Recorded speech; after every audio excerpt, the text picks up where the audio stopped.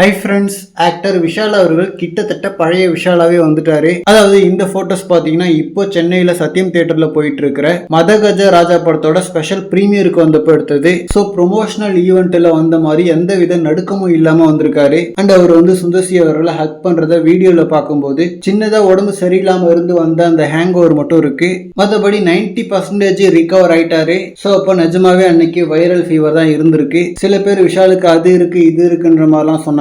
So அவங்க சொன்ன அளவுக்குலாம் பெருசா பேடான ஒரு ஹெல்த் கண்டிஷன்லாம் விஷால் அவர்களுக்கு இல்ல போல. ஜஸ்ட் இன்னும் 1 or 2 வீக்லயே பழைய ஃபார்முக்கு வந்தாலும் வந்துருவாரு. சோ இந்த மாதிரி அவரை பார்க்க சந்தோஷமா தான் இருக்கு. ஏன்னா தமிழ் சினிமாவில் இருக்கிற ஒரு நல்ல ஆக்ஷன் ஹீரோ. ரீசன்ட் இயர்ஸ்ல சரியான படங்கள் அவருக்கு அமையல. சண்டைக்கோழி, தாமிரபரணி மாதிரி நல்ல ஆக்ஷன் கதைகளை கொடுத்தா டெஃபினட்டா பார்க்க பயங்கரமா இருக்கும். அண்ட் மதகஜ ராஜா படத்தோட இந்த ஸ்பெஷல் பிரீமியர் ஷோ பாத்தீங்கன்னா கிட்டத்தட்ட ஃபர்ஸ்ட் ஹாஃப்லாம் முடிஞ்சு சந்தானம் காமெடி பயங்கரமா இருக்குன்னு சொல்றாங்க. அதாவது சந்தானம் ஃபுல் டைமா காமெடினா இருந்தப்போ காமெடிலாம் எப்படி இருக்குமோ அந்த ஒரு ஃபார்ம்லயே இருக்கான். பட் ஸ்டோரி வைஸா வழக்கமான சுந்தசி படங்கள்ல இருக்கிற மாதிரியே பெருசாலாம் இல்லையா. ஃபர்ஸ்ட் ஹாஃப் ஓரளவுக்கு என்டர்டெய்னிங்கா டைம் பாஸ் ஆகுதான். ஸோ செகண்ட் ஹாஃபுக்கு என்ன மாதிரியான ரிவ்யூஸ் வருதுன்னு வெயிட் பண்ணி பார்க்கலாம். ஐ திங்க் அரண்மனை 4 மாதிரி கமர்ஷியல் படங்களை விரும்புறவங்களுக்கு படம் ஒர்க் ஆயிடும் நினைக்கிறேன். ஸோ படம் ஃபுல்லா முடிஞ்சு என்ன மாதிரியான ரிவ்யூஸ் வருதுன்னு பார்க்கலாம். அண்ட் நாளைக்கு மக்கள் எப்படி ரிசப்ஷன் கொடுக்க போறாங்க அப்படின்றதையும் பார்க்கலாம். ஆல்ரெடி கேம் சேஞ்சர் சுமாரா தான் போயிட்டு இருக்கு. வணங்கான் படம் பயங்கரமா இல்லைனாலும் ஓரளவுக்கு நல்லா இருக்கு அப்படின்ற மாதிரி பொங்கல் ரிலீசஸ்ல அந்த படம் தான் ஓரளவுக்கு நல்லா போயிட்டு இருக்கு.